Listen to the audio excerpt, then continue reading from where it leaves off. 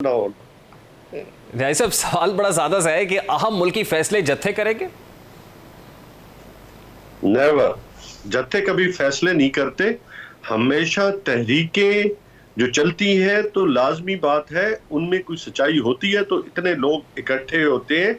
और यकीनन जहां पे तहरीक के अंदर जो सोच होती है तभी लोग आपके साथ मिलते हैं। नहीं नहीं, साहब, गुज़श्ता रोज हमने अवाम को हाता लाहौर हाई कोर्ट के अंदर देखा। क्या वो तहरीक थी? यानी 5 दिन 14 समातें, जमान पार्क से लाहौर हाई कोर्ट तक का सफर 5 किलोमीटर और 5 घंटे लग गए। रेहान, बिल्कुल आपकी बात दुरुस्त है, 10 घंटे भी लग सकते थे। उसकी वजह थी, वो कहते हैं दूध का जला छाछ भी फूंक फूंक के पीता है। क्योंकि जो कुछ इमरान खान के साथ पाकिस्तान तहरीक इंसाफ के साथ हुआ, गुजरावाला से जहां पे आपने देखा होगा कि वहां पे खान पे कातलाना हमला हुआ और अल्लाह ताला की जात ने उन्हें महफूज रखा और उसके बाद के हालात आपके सामने हैं।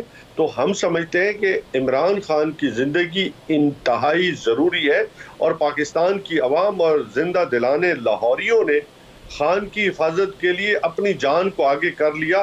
तो इसमें कौन सा मजायका है? सब अहाता लाहौर हाई कोर्ट के अंदर आम पब्लिक को जाने की इजाजत नहीं, वो प्रेमिसेस वो है तो जो जहां पर आम पब्लिक एंटर नहीं हो सकती, वहां पब्लिक एंटर हुई। इमरान खान साहब अदालत गए थे, कोई तहरीक थी अदालत जाने की? वहां तो अदालत ने बुलाया था तो गए।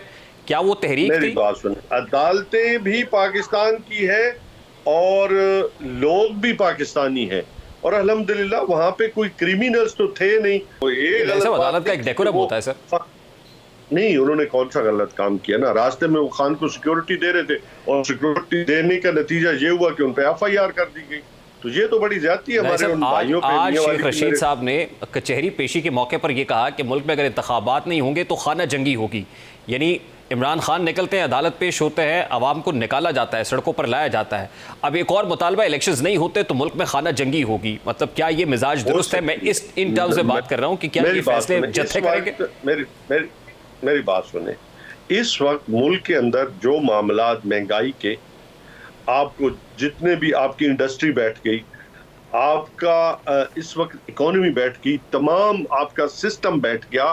तो इन हालात में लोगों की जो 76% लोग हैं पाकिस्तानी अवाम, वो इमरान खान के इस मुतालबे के साथ खड़े हैं कि फौरी तौर पे पाकिस्तान के अंदर इलेक्शन कराए जाए ताकि हम इंतशार से बचें। क्या मुल्क खाना जंगी का मुतहम्मिल हो सकता है at this point in time? Never हो नहीं, यही तो हम कहना चाह रहे हैं कि मुतहम्मिल नहीं कह रहे ना हो सकता है, लेकिन जिस तरीके के साथ अवाम को तशद्दुद का डराया धमकाया जा रहा है तो फ्रस्ट्रेशन बढ़ती जा रही है। अच्छा न्याय साहब, एक तासुर इस वक्त उभर रहा है क्योंकि आपके पॉलिटिकल अपोनेंट्स भी ये कह रहे हैं कि सिलेक्टिव एहतसाब या सिलेक्टिव इंसाफ हो रहा है, ये फैसले सिलेक्टिव है और एक तरफ एक खास जमात है जो जत्थे लेकर आती है, पब्लिक को सड़कों पर लेकर आती है और अदालतों को अंडर प्रेशर करने की कोशिश करती है। नेवर। पहली बात यह है कि जितने भी उस वक्त जब पीडीएम के लीडर्स थे या उस वक्त आज के वजीर आजम जो बने हुए हैं इंपोर्टेड गवर्नमेंट के, वो तो करप्शन में गए थे। आज हमारे पे जो एफआईआर हो रही हैं वो तो सच बोलने पे हो रही है। लेकिन जितनी बार इमरान खान को इस्तिस्ना मिला है कोर्ट से, शायद साबिक वज़ीर आज़म को नहीं मिला। जून 2020 का वाक़या है जब साबिक वज़ीर आज़म नवाज शरीफ को तोशाखाना रेफरेंस में नाकाबिले ज़मानत वारंट गिरफ्तारी जारी किए गए थे।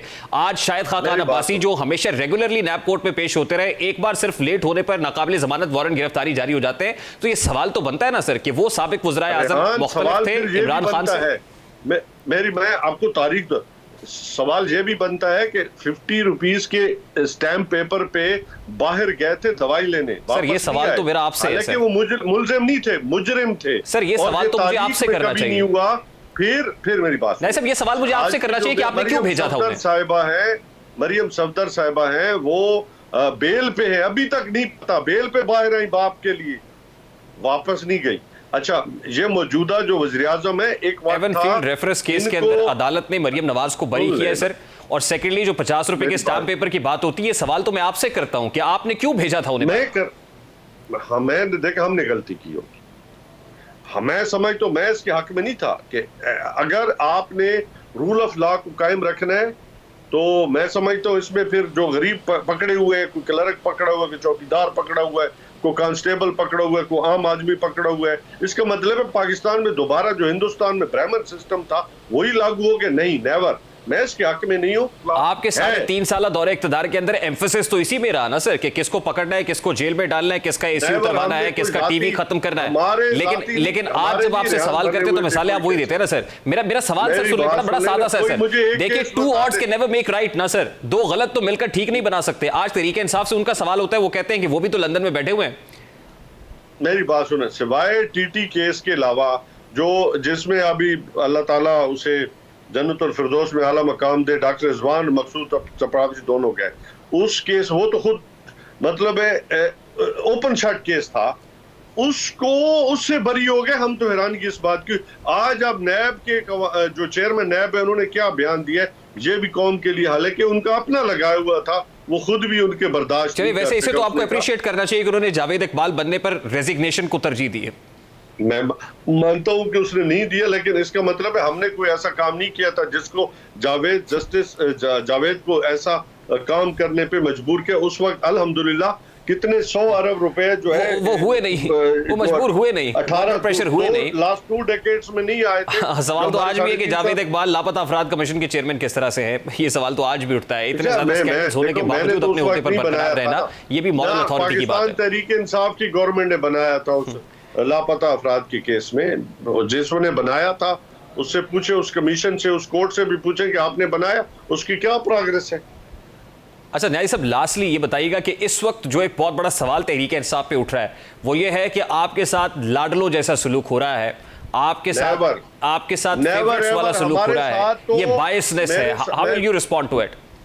मेरी बात सुने, आज पूरी दुनिया के अंदर जो पाकिस्तानी बैठे हैं, इवन मैं समझता हूँ गैर मुल्की मीडिया जो है, पाकिस्तान की अवाम है, आज के मोस्ट दुनिया के पॉपुलर लीडर के साथ जो सलूक हो रहा है ना, वो तारीख में ऐसा कभी नहीं हुआ। क्या पॉपुलर होना जवाब है सर कि इमरान खान अब हम अदालतों का एहतराम करते हैं, लेकिन जिस तरह इस रिपोर्टेड गवर्नमेंट के साथ जो सलूक किया गया ना, उनको 5 साल बाहर है, इस्तेस्ना मिला, मिनिस्टर बना दिए गए, केसों में एनआरओ लिया, प्राइम मिनिस्टर बना दिए गए, मिनिस्टर इसके लिए जरूरी था कि आप पार्लियामान में होते, आप इस्तीफा देके पार्लियामान से बाहर ना जाते, आप वहां रहते और उस फोरम के ऊपर कंटेस्ट करते इन मामलात को।